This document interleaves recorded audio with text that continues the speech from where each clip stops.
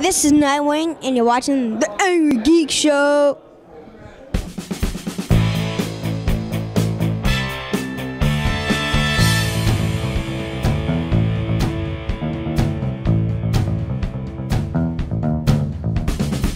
Welcome to this week's episode, our first episode 2016 of the Angry Geek Show. We are in 2016. I still got the jacket. I still got the wristbands. What do you got? Absolutely nothing but that stupid, goofy ass beard.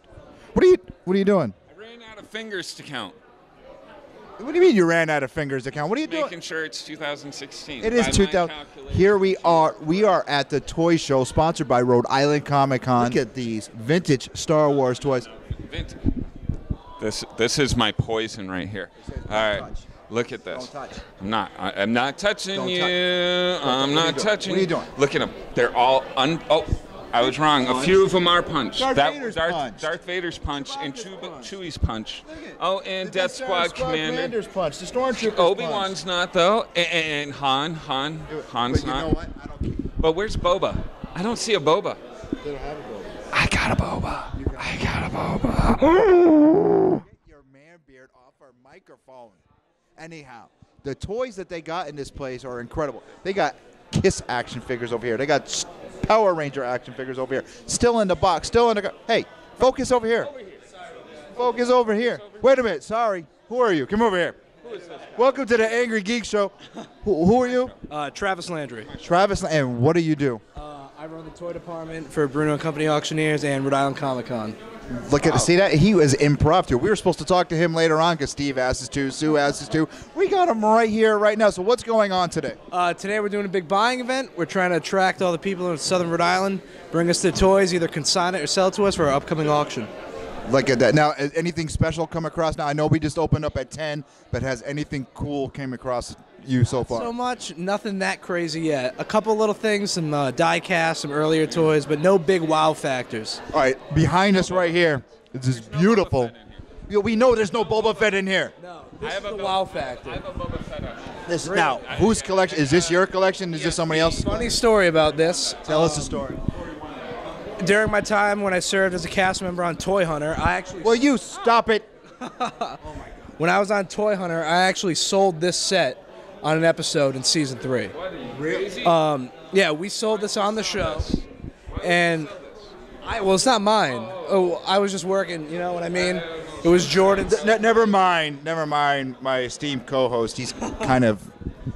If you're not familiar with the Angry Geek Show, find us on Facebook, find us on YouTube. Absolutely. Oh, he knows who we are. Oh my God! So tell us a little bit more about this. So this is a great set of 12 backs. You know, when Star Wars came out, when the 1977, but the figures came out in 1978. This is probably, in my opinion, the finest set you'll ever find. Absolutely. No Boba. It's 12 pack. Okay, go ahead. You know, the crown jewel of the set is that Chewbacca. That is factually known, the highest graded example in the world. Really? Green Punch card. It is a punch card. It is a punch card, but it's a 90 near mint plus, almost uncirculated, green crossbow. You're not going to find a better example. Well, can you tell me about the Darth Vader? Well, actually, the C-3PO still has a $2.29 sticker on it. I am going to punch you. Our guest here is trying to talk. I found my Boba Fett at a garage sale for $50. I was just like, dude. Wow, that's a good deal. And there goes a bleep for public access television. Anyhow, no, it's fine. Don't worry about it. Anyhow, what can you... This is what I deal with on a weekly basis. Nothing changed from 2014, 2013, 2015. Here in 2016, nothing changed. I screwed up your whole filming. You did, but it's fine. Don't worry about it. What can you tell me? Venture store. What is Venture? I mean, do you have any background on that store? Well, I'll be honest. I grew up with none of this stuff. I mean... I know. I did. This is my era. Yeah, so Venture, I could not tell you what store that is, but that C-3PO is also... It's not the highest known C-3PO. There's another C-3PO that's a 90 near mint plus, but there's going to be less than 5 of those. All right, so what's the value on that Chewbacca right there? My opinion or my conservative auction estimate? Conservative auction. Conservative auction estimate, $3,000 to $4,000. $3,000 to $4,000. And you know what? I had two. All right, you Get out of here. You had enough of our time. We're going to stop by, actually watch you appraise some stuff later on if that's cool. Now, is this box alarmed? And No, it is not. So. but we got a police officer right there. Okay. We're going to take a quick break, and we're going to be right back. Yes, right back. We're going to be right back. We're going to let him get to work, and we're going to go look at some toys. See ya.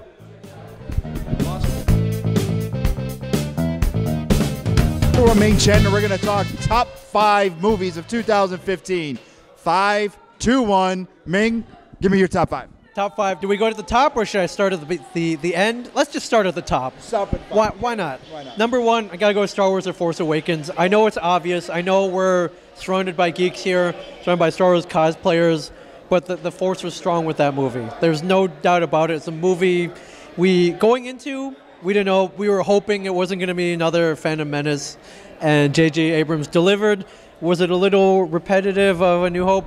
Sure. You know what? A New Hope was awesome, so who cares? It was amazing. I was transported back when I was 4 years old, 1977, sitting in the theater. I was a kid again. Okay. And I don't think I was alone in thinking that was the best movie of 2015. I think the box office speaks for itself. Well, you're going to hate my answer. Keep going. Yeah. Number 2, I'm going to go with Jurassic World. Again, they brought back a beloved, almost not quite vintage, but it was a while ago, and they knocked it out of the park. If we saw bigger, better dinosaurs. We saw Bryce Dallas Howard running in heels, a little far-fetched. Well, they cloned dinosaurs, so if you can't suspend your disbelief there, then there's no hope for you. There you go. Number 3, I'm going to go with Ant-Man. Loved Ant-Man. I think Marvel can do no wrong right now. I see you cringing, but I thought they got the tone, the Scott Lang tone. When I was on your show, I should have already been told how big of a DC fan I was. Okay. Yes, I know you love DC, but until I see Batman versus Superman this year, until I see DC's movie properties able to get it together like Marvel does, then I'll be over on their side. The comics are great. Movies, cinematic universe, they got a little work to do. Oh, geez, 4 and 5. 4 and 5. I'll go with The Hateful Eight, Quentin Tarantino, number 4. Amazing movie. Could have been a little shorter. Well, let Tarantino tell his stories. Okay. Let him tell his stories. Because it's all gold. It's all in the dialogue. It's all in the dialogue. Tarantino can do no wrong. Did he maybe use the N-word? Maybe a little too much. Maybe, but. Actually, he probably did. Yeah, he probably I think did. he probably did.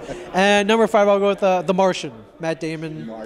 Matt Damon had to sit there and act by himself. The man deserves multiple Oscars. They should create a separate category for him, like the selfie acting category. The selfie category goes to Matt Damon. Matt Damon, the winner. So those are my top 5. All right, let's go. The Angry Geek Show top 5. Louis Perry. 1, Mission Impossible: Rogue Nation. Absolutely fantastic. Out of the whole franchise, that was killer. Simon Pegg, his chemistry with Tom Cruise, it rivals yours and Mike's. Wow, that's saying a lot. Yes, it does. Number 2, Jurassic World. I really loved it. I thought it was great. The new dinosaurs. Now, of course, her running in heels, it was kind of fair. But you got to think about it. They do clone dinosaurs. So what the hell? You got to love it. Oh, I didn't even mention Chris Pratt was amazing. Yes, he was. Chris Pratt is amazing. Chris Pratt should be the next Indiana Jones. Chris Pratt Agreed. should be when they remake Jaws, Chris Pratt should play the shark. Chris Pratt can do no wrong. Now you sound like your boss talking about Ben Affleck. No, it's all Chris Pratt now. Ben Affleck can have his Batman. Chris Pratt gets everything else. 3. What is the top 3 with number 3? Number 3, I'm going to say The Martian. I loved it. Martian was fantastic. Great movie. Number 4. What's the number 4? Number 4, Mad Max. Now, it was one gigantic car race, but it was fabulous. It was really, really... Now, the only awkward thing is my son is behind the camera trying to explain mother's milk to a 15-year-old. Yeah, that was a little bit awkward. But other than that, it was killer. My 5th movie, I'm going to say The Force Awakens. Now, to me, you were 4. I was 8. We both lived through 77. To me, the excitement wasn't there. What's it said, a long time ago, Galaxy Far, Far Away, that music hit, boom, I got goosebumps, but it died. It died right there. Why? I'm going to tell you why. because my whole life from that point, from Return of the Jedi on to A Phantom Menace and beyond, I was told these books were all canon. Yeah. Apparently, they're not now. Not canon anymore. No, and they had so much potential in all these books. Okay, you could have talked about Ben being Luke's kid, not Han and Leia. It was I couldn't deal with it.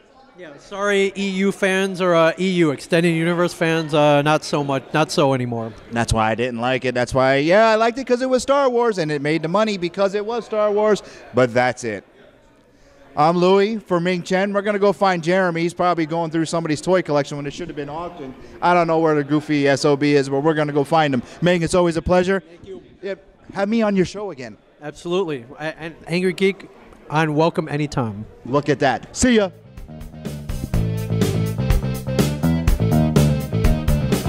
Hey, welcome back to the Angry Geek Show. Lewis decided, well, he's probably buying a toy auction. I don't know. But I'm here, and I'm going to do my 5 top TV shows of 2015 with Barry. Or are we Barry? I'm sorry. Yes. I don't watch The Flash. Oh. Arrow guy. I don't watch Arrow either. Supergirl. I watch Supergirl. I watched that one. I'm sorry, guys. Now, all right, guys, do you have a top 5? Who has a top 5 for last year's TV shows? Anybody? Anybody? I definitely do. All right, Supergirl has a top 5. She did her homework. You know, we hired these guys 3 weeks ago. You would do our homework. you would. We didn't do our homework. Well, you guys are supposed to be professional actors. I mean, Jesus. Well, anyways, Supergirl, what are your top 5? Okay, so obviously I'm going to pick my own show. If you're not watching it, we're not friends. I will, however, also tell you I'm big fans of Flash and Arrow. Now, let me talk about my guilty pleasures. I love the Royals and I love dating naked. You will always be royal. You can call me Queen Bee. All right. Now, Matt, back to the show. Now, Flash. 5, 4, 3, 2, 1. So fast. Most of the same. I like Gotham. I like Arrow. Started out with Arrow. I'm a huge Batman fan, and some people say, "Oh, Gotham's not Batman." F you. There's millions of universes. That's Batman. I like that Batman. All right. So we're at Gotham. We get Gotham. Supergirl, of course. Arrow. Yeah. Flash is my favorite, of course. All right. Anything else? Do we only watch superhero shows? What's your guilty pleasure? Well, guilty pleasures. I don't know. MLP. No. Some ATM. ANTM. Sorry. America's Next Top Model. Not usually. No. Project Runway. Work it. All right. No. All right. Arrow. What do you got? Well, Arrow, of course, Flash. And then other than what's said, I would say, well, Game of Thrones, you got to throw out there. Who can't? But other than that, Parks and Rec and Jessica Jones. All right, I'll give you that. My wife wouldn't let me watch Jessica Jones yet. I tried to sneak it in on her. I was like, it's some lawyer movie. And then all of a sudden, Jessica Jones whips somebody across the... She's like, this is one of your superhero things, isn't it? I'm like, no. I don't know what you're talking about. It's Jessica Jones. Yeah. Anyways, now my top 5. My top 5. I wrote these all down and left it at home. And I have very bad short-term memory loss. I know my number 1. My number 1, it's not a geek show. The Leftovers. Very awesome show. Check it out. I recommend it. I think it's Showtime or Cinemax or HBO or one of those other ones. I don't know. Game of Thrones would definitely be my number 2. I need that show back. I don't even care that it doesn't follow the subject material. I don't even... Oh, it's so awesome. I love it. I love it, love it, love it, love it. And then I would have to say Gotham's probably in there. I don't think I had that written down, but now that I think of it, Gotham's pretty good. It has the villains. I'm sorry, like everything that they put in there. I love how it's filmed. The dark. It's almost like reading a comic book because you got the whole grainy thing going on. Yeah, you totally distracted me. I don't even know what I'm talking about anymore. Flash. You get 2 more top shows. 2 more top shows. Well, I like Bonds. What's that? Do you like blondes? Do you like my show? I have. Oh, Supergirl. Oh my God, I do. I love Supergirl. Thank you. Back to you, Lou.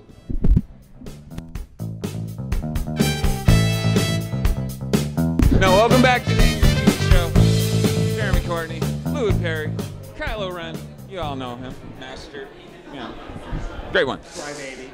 Hey! Whoa! We do not talk to the Lord of Siths that way. I'm Kryptonian. It doesn't matter. Sorry about that. Now He was a crybaby in the movie. No.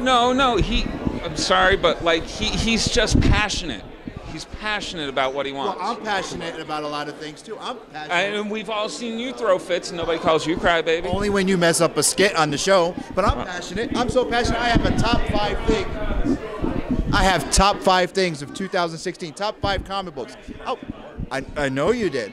I think we should have Kylo give his top 5. I'll give my top 5, and you can give your top 5. They're probably going to 5 what? Comic books. Comic book. Of 2015.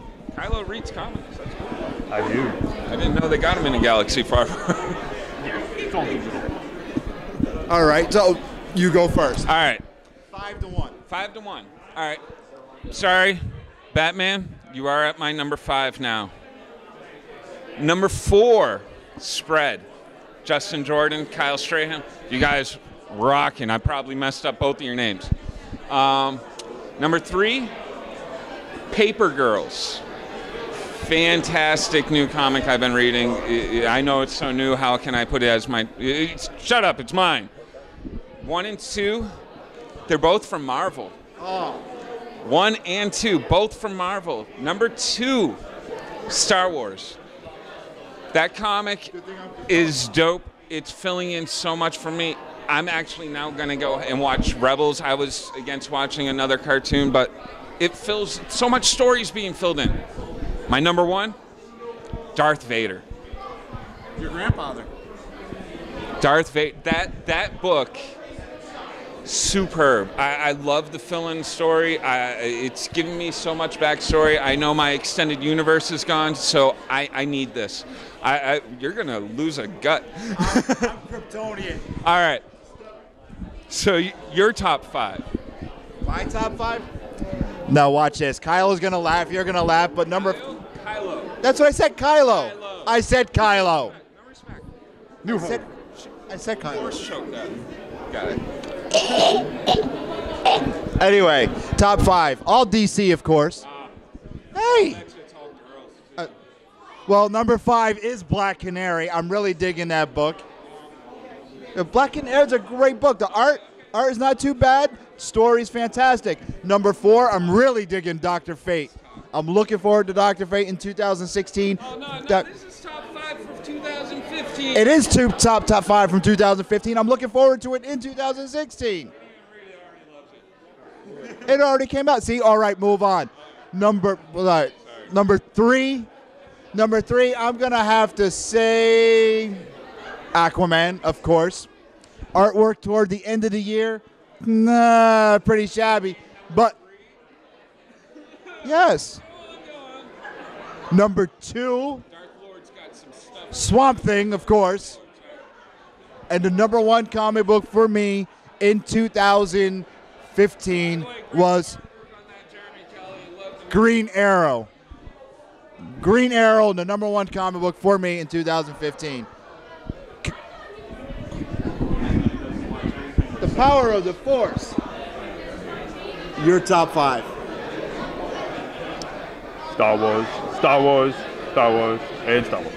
I'm gonna go with that. Star Wars, and Star Wars. And may the Force be with you. We're going to go look at some toys and watch some people get some stuff appraised right here at Rhode Island. And don't forget, we'll see you at Rhode Island Comic Con 2016. Keeps it short, keeps it simple. You can remember. He's a crybaby. See ya.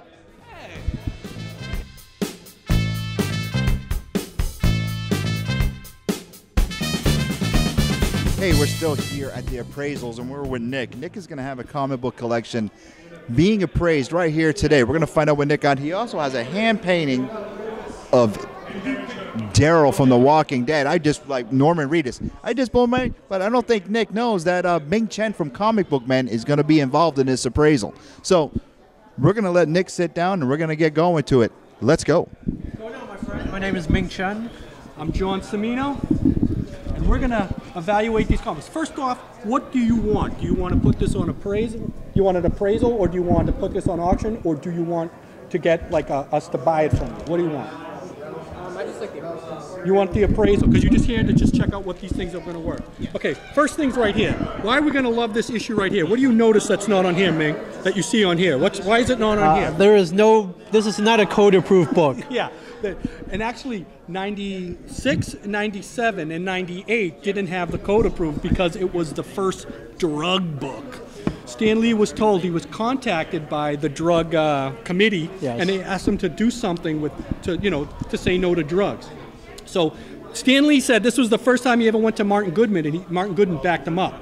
So he made the issues, 3 issues versus the Green Goblin, and there was a backstory of drugs going on there. One of his friends was seeing God on top of a balcony. Yes, but hooked on LSD. Which I didn't know you could get addicted to LSD, and it was kind of depicted like a man hooked on heroin. So he kind of got the drug wrong. And the panel had all these pills falling from the sky. Yeah, it was very odd. But again, but he wrote the story, and then when he went to Martin Goodman, then he submitted it to the Code Authority, and they said no.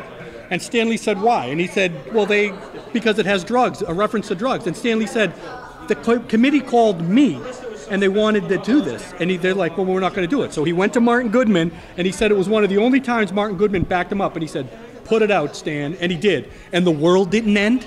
Superman was still around, and Spider-Man still sold like hotcakes. Yeah, kids didn't get hooked on drugs because they read this issue of Spider-Man 96. Absolutely and, not. Later on in 121, 122, that you have here, we saw the horrors of drugs as Harry Osborn he's trembling in his bed, apparently hooked on LSD. That scared me as a kid. What makes this so significant? It's not just the death of Gwen Stacy, which one of my clients, Jerry Conway, he's my guy.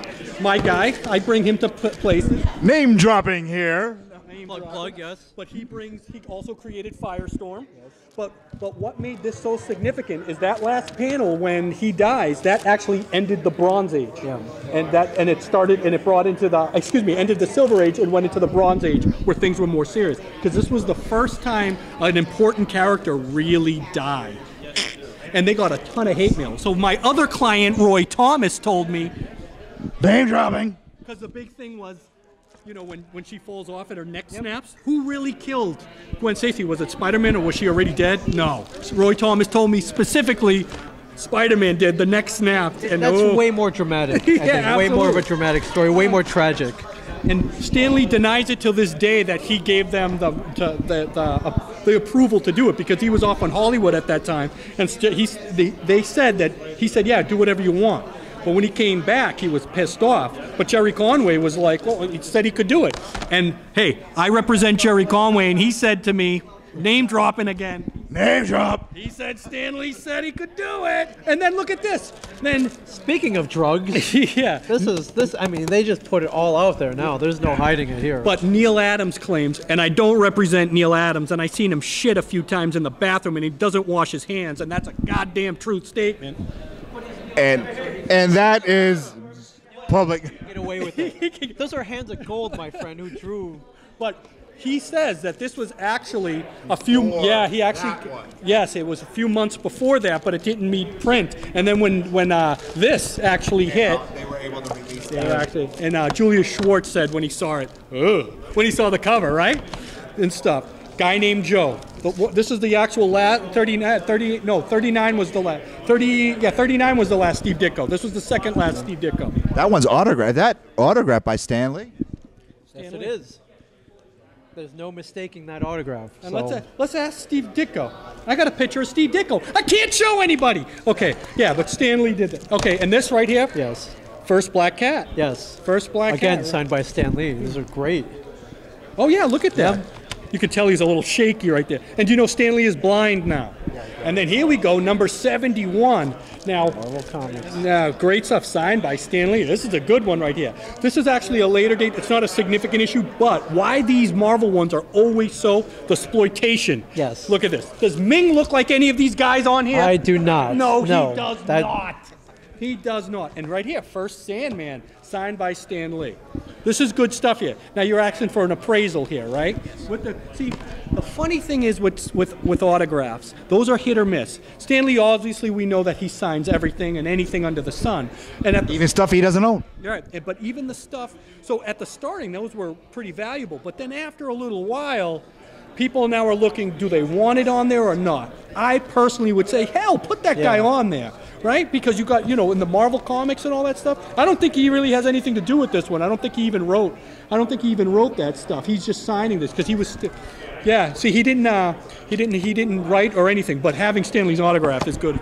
But now he wants an estimate. With this, you probably with the autograph, I'd say we can hit 1,000 with that one. Yeah. I'd say we can hit about 1,000 with that one. What do we have? Pretty decent grade. So that's 42. 42, and this one right here, the 5.0, this is actually not as valuable as the other ones, though we all love our drugs. No, I think so. On national television, he says that. That's right, about 250. So what are we at? So that's about 4,500 right there. About 45. So you got 4,500 an estimate about 45 on here. So that's pretty good. How do you feel about that? I feel pretty great about that. Now, are these yours? Are these like the ones that you bought and then you graded?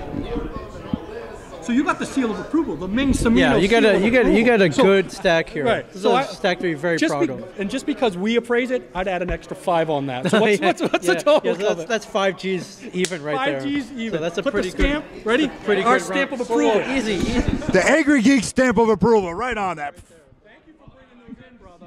So you got about 4,500 in there.